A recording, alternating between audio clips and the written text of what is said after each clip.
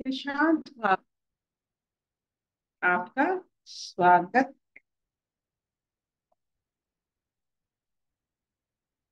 वैशाली जी, आगे पढ़े। हाँ अर्पिता। नमस्ते नमस्ते आंटी। नमस्ते सब योगियों को। हम लोग गीता का 13वां अध्याय पढ़ रहे हैं। क्षेत्र क्षेत्रज्ञ विभागयो। उसमें हम छठा श्लोक पढ़ेंगे। श्लोक नंबर 6। इसमें भगवान आगे बोल रहे हैं। श्री भगवान उवाच। इच्छा द्वेषः सुखम दुःखम संघातश्चेतना धृतिः एतत् क्षेत्रं समासेन सविकारमुदारितम्।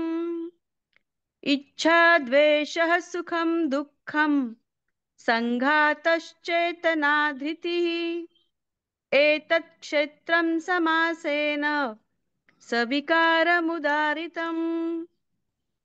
तथा इच्छा, द्वेष, सुख, दुख, स्थूल देह का पिंड चेतना और धृति, इस प्रकार विकारों के सहित यह क्षेत्र संक्षेप में कहा गया।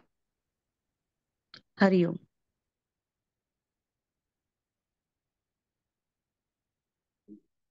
हमारे जितने सारे शब्द वो क्षेत्र की ही परिभाषाएं हैं। जितने सारे आप अपने जीव से उच्चिष्ट किया है, वो क्षेत्र की परिभाषाएं। जब आपके जीव शांत हो जाता है, चेतना युक्त अवस्था में कोई शब्द ही नहीं आता है, वो क्षेत्रज्ञ की परिभाषा है। ये सब जितने ये 24 तत्व है, ये तत्व सब लगता है कि ये वो आत्मिक तत्व है। संकल्प, विकल्प, मन, ये सब जैसे लगता है आत्मा से ही उभर रहा है। नहीं, ये ऐसे तत्व है जो क्षेत्र को सुदृढ़ करता है। हम एक छोटा सा जायदाद जमीन के लिए मर मिटने के लिए जो हमारे अंदर एक स्वभाव आती है, इसी कारण आती कि हमने अपने शब्दों से, अपने सोच से क्षेत्र को बहुत ही दृढ़ता के सहित अपना माना है। ये जो मन, जैसे मानो ये हम हर समय कहते हैं अपना मन है, हमारे मन के अनुसार ये होना चाहिए। जैसे हम उसमें बार बार अंडरलाइन कर रहे हैं, इंद्रियों की इच्छा, मन की इच्छा, मन की संकल्प, शरीर धास, अंडरलाइन अंडरलाइन। जैसे मानो क्षेत्र ही सिर्फ बाकी है और आत्मा भी क्षेत्र बन जाता है। आत्मिक भाव को अनुभव करने के लिए हमारे पास वो जो सूक्ष्मता, वो जो चेतना आहिस्ता आहिस्ता खत्म हो जाता है। शुरुआत ही नहीं होता है किसी किसी जीवन में। जिन्होंने पानी का, जल का, प्रवाह का, शब्द की मायने नहीं वो समझा, जिन्होंने पेड़ पौधे फल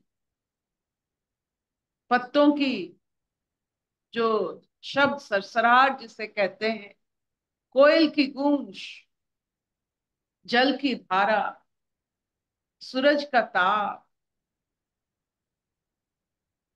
इसका रहस्य नहीं समझा, वो क्या समझेगा क्षत्रज्ञ। अनसुनी बात जिसने नहीं सुनी, वो क्या सुनेगा क्षत्रज्ञ। जो सुनाई देता है, उससे सुनने में क्या बड़ापन है। वो तो सबको सुनाई देता है।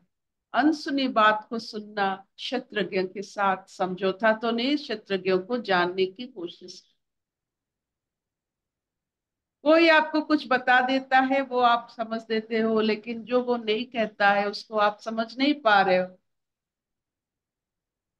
जो जोर जोर से आपको कहा जाता है उससे सच मान लेते हो, जो अनकही बात, जो सच्चाई है, उसे समझने की हम में कोशिश ही नहीं है, आदत ही नहीं है कि वो ये हो सकता है जो अनसुनी बात है। ये जो अनसुनी बात को समझना क्षत्रज्ञों को दृढ़ दृढ़ करना। नहीं तो सुनी बात को समझकर उसको अंडरलाइन करते करते क्षत्र दृढ़ हो जाता है। और एक बार क्षत्र दृढ़ हो जाएगा तो क्षत्रज्ञ उसके अंदर सिमट जाएंगे। उनको इतना खराब लगेगा अगर आप घर की जो अन्नदाता है उनको ना समझकर, घर की जो हमारी प्रहरी रहते हैं, हमारी सेवाधारी रहते हैं, उनको फिर बिल्कुल आप उसको ही मान लो सब कुछ है, तो अन्नदाता जो मालिक है उसका कितना अपमान होता है, वो छोड़कर चला जाएगा।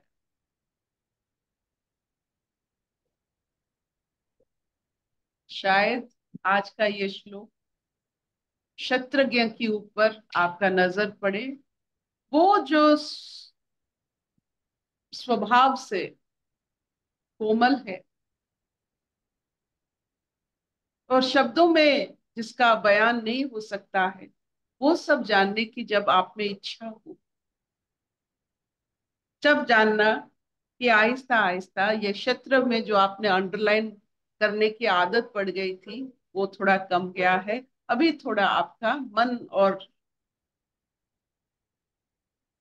जो आपका जो अस्तित्व है वो क्षेत्रज्ञ की तरफ थोड़ा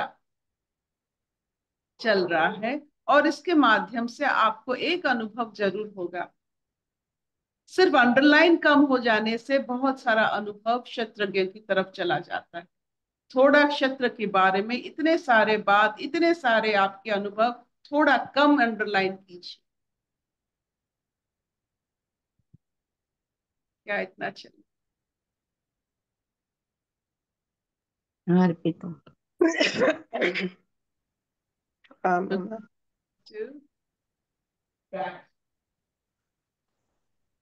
Will this do? हाँ मामा चलेगा। हाँ दीदी। बोलो। हरिओम आंटी, हरिओम दीदी। मेरा कुछ अनुभव है इधर आपके साथ बैठे बैठे ना आंटी, कितना मतलब क्षेत्रज्ञ का वो अनुभव जैसा जैसा हो रहा है ना आंटी, ऐसा लगता है कि मतलब इस यहाँ पे छोड़ के कहीं पर ज्यादा प्रकृति में रमना नहीं है। वो जो आप दोनों ने सीख हमको दिया है ना, ये बहुत अद्भुत था। इस बार हम बाहर गए थे ना आंटी, और ऐसा लग रहा था खाली देह जा रहे पर मैं यहीं पे मेरा वास है, यहीं पे मैं हूं करके वो फीलिंग आ रहा था। कुछ हड़बड़ी नहीं है, जा रहे हैं ठीक, नहीं हो रहा है लास्ट मिनट में टिकट बन रहा था वो भी ठीक, मतलब नॉट परटर्ब्ड माइंड नहीं था। वो वाला अनुभव मेरे को बहुत अंदर से बहुत आनंद आ रहा था। Thank you aunty, thank you दीदी, थैंक यू सो मच। जो ने व्यवहार किया ना, हड़बड़ी, हड़बड़ी ही बहुत बड़ी क्षेत्र को बहुत मान्यता जो देते हैं वो बहुत हड़बड़ होते हैं। जो क्षेत्र को इतना मान्यता नहीं देते हैं वो स्थिर हो जाते हैं। स्थिरता क्षेत्र के साथ जुड़ा होता है। आप जितना अस्थिर होते हो उतना आप क्षेत्र को अंडरलाइन करते रहते। वेरी हाँ दीदी। की मर्जी, आपकी वचन में कितना स्थिरता है, आपकी मौजूदगी जिससे जहां आप जाते हो, आपकी मौजूदगी कितना स्थिरता लाता है। आपकी वाक्य, आपकी नजरें चारों तरफ कितना स्थिरता फैलाता है। इट इज योर वाइब्रेशन,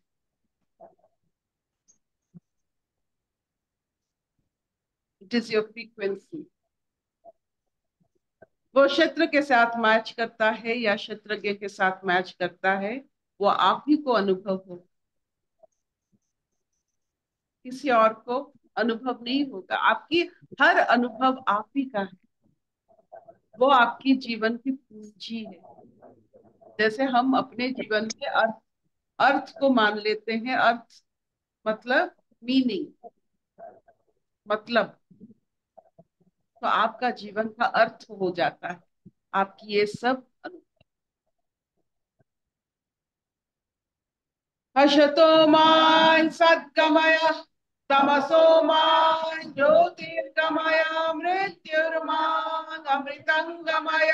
सर्वे सुखिनः सन्तु, सर्वे सन्तु निरामया, सर्वे भद्राणि पश्यन्तु, मा कश्चित् दुःखभाग् भवेत्।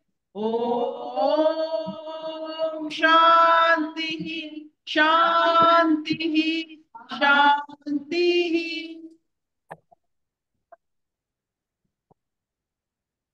कोई प्रश्न? किरण मैम, आप कुछ कहना चाहती है शायद। हरिओम अर्पिता जी। हम तो हर चीज को सत्संग आने से पहले अंडरलाइन ही किया करते थे और वहीं रम जाते थे, वहीं रुक जाते थे। लेकिन जब से यहाँ आकर पता चला कि ये कान भी तेरा है, जीभा भी तेरी है, लेकिन सब ये बॉडी के अंग तेरे हैं, लेकिन तू है कौन? तो सच में उस क्षेत्र को देखते देखते क्षेत्रज्ञ का एक पल ही सही, लेकिन वो अनुभव बहुत प्यारा है। फिर क्षेत्र में फंसने की जरूरत ही नहीं पड़ती। तुम्हारा थॉट आता है, सामने वाला एक्शन करता है और शब्द बोल देता है, और तुम मजे से राजा, आपने तो राजा भी नहीं महाराजा बना दिया। तो सच में पल पल शुक्राना आता है कि अरे आज का दिन मिला और इस दिन में यही पल जी ले। तो वो जिंदापन, पल पल मृत्यु की तलवार जो लटक रही है, लेकिन उसके बाद फिर जिंदापन। तो सच में पल पल का शुक्राना आता है।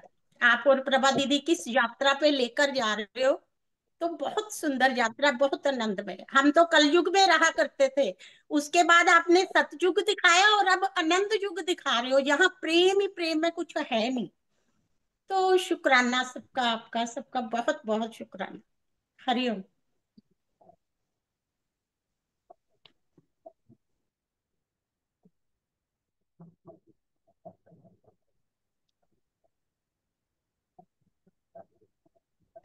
हम्म।